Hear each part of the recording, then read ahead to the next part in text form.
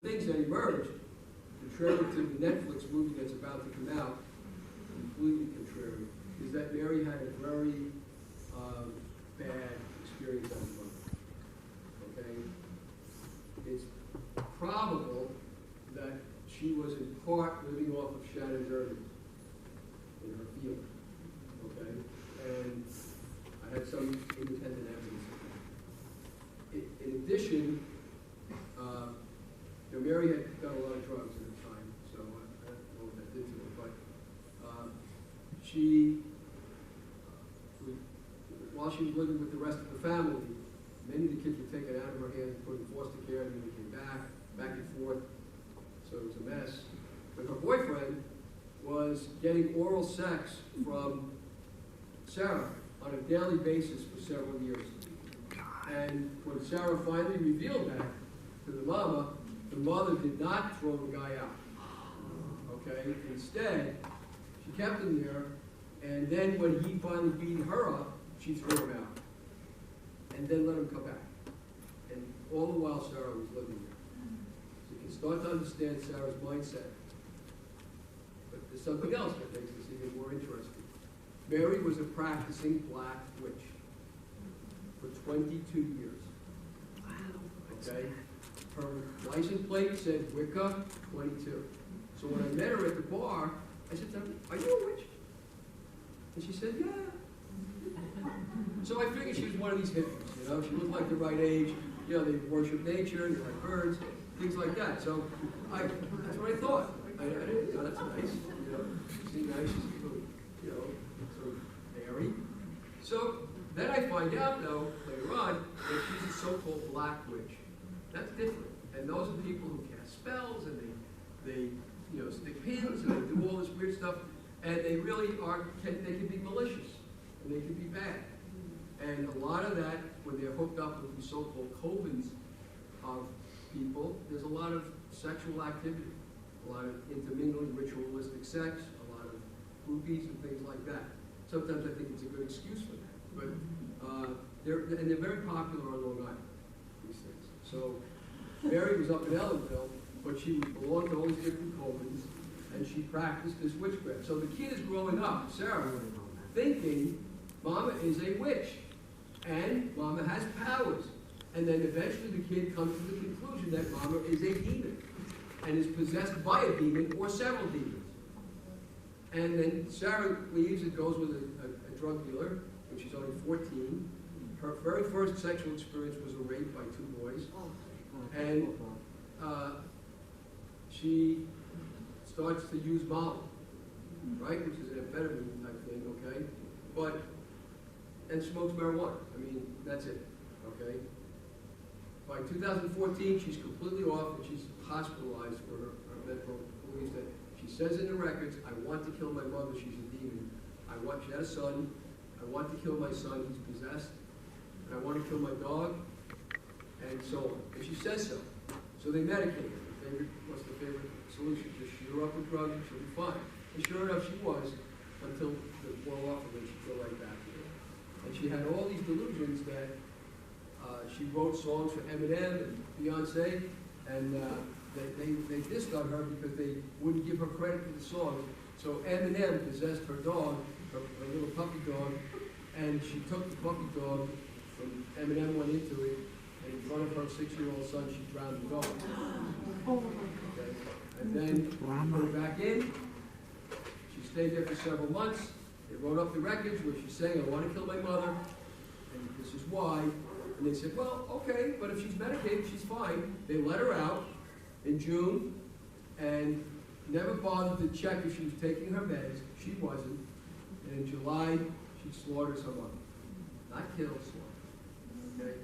227 stab wounds, bashed in head with a fire extinguisher, foam shot into her mouth, and her head partially cut off. And then her clothes were cut off, all because she had power. And every time she would stab the mother, she would see the mother's eyes open and talk, because the demon went back in. So she would take a cigarette break, or she got tired, and then she'd go back to get rid of the demon. So I represented her. I brought one of the best psychiatrists in America, Dr. Alex Barday, in. He volunteer like Dr. Biden did for me with the Shannon autopsy, the second autopsy.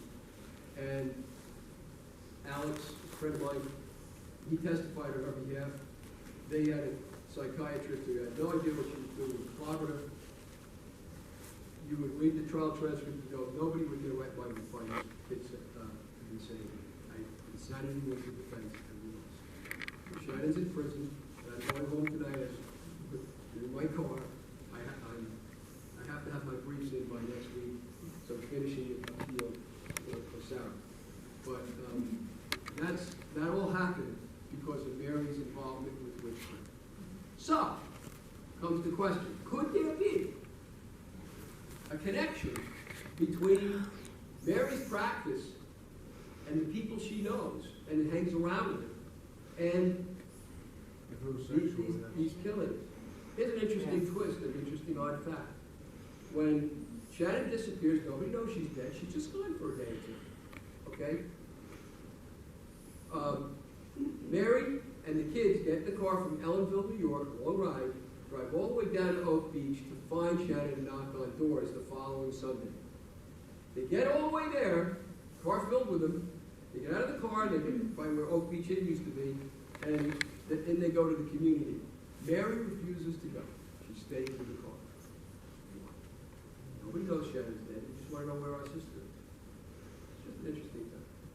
So you start to put all this together and say, could there be more than we're all looking at? I don't know. Again, I don't know. But it's an avenue that needs to be explored. Who knows where it's going to be? Right? So that's just another spin-off of the many fascinating cases, isn't it? Right? Sure. Investigating anything like the missile product or any aspect of the case that's like cleaning the DNA? I don't know. I only know that when there was a prostitute who came, I represented in this case probably about 10 different prostitutes in one way or another who were involved in some way with her or this one or that one. And there's a prostitute named Leanne who came forward. I had a press conference about that. She says that she had oral sex with her in Oak Beach and then had intercourse with him in Oak Beach, but it was after the deaths of these people, after 2011. Okay, but we held a press conference. She wanted to come. She wanted to attend it and tell her story, so she did. And created some stir, of course, as you can well imagine. So I became her lawyer for a variety of things, and one day I get a knock on my office door unannounced, and Detective Pat Portella, who's in charge of the investigation, is there, and he's there with an FBI agent, and want to talk to me. So I figured, great, this is going somewhere, find it. And Portella's the one who said to my investigator, I had an older gentleman who was a former homicide detective in Suffolk County, whose kids I taught when I was a history teacher as a young man, and that's how I knew him. And then later on, he ended up working in a store when he retired of a girl who I had as an associate lawyer at my firm. So it was a coincidence. I bumped into him and I said, Bill, you want to help me with this case? And he stepped up and helped me with this. So he took a binder of very carefully organized contradictions in his transcripts between Hackett, his wife, his kids.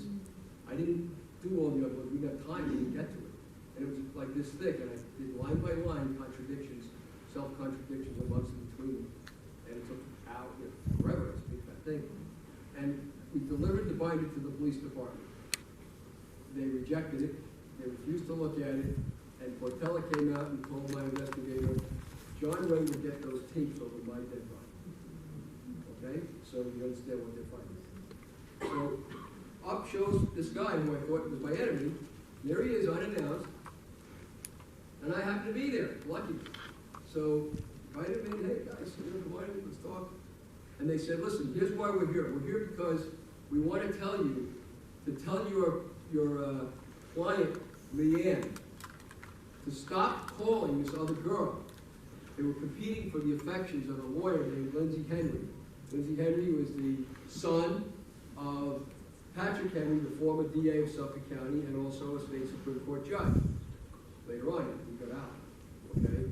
And Lindsay Henry was having an affair with Leanne and with this other girl, both of whom became blank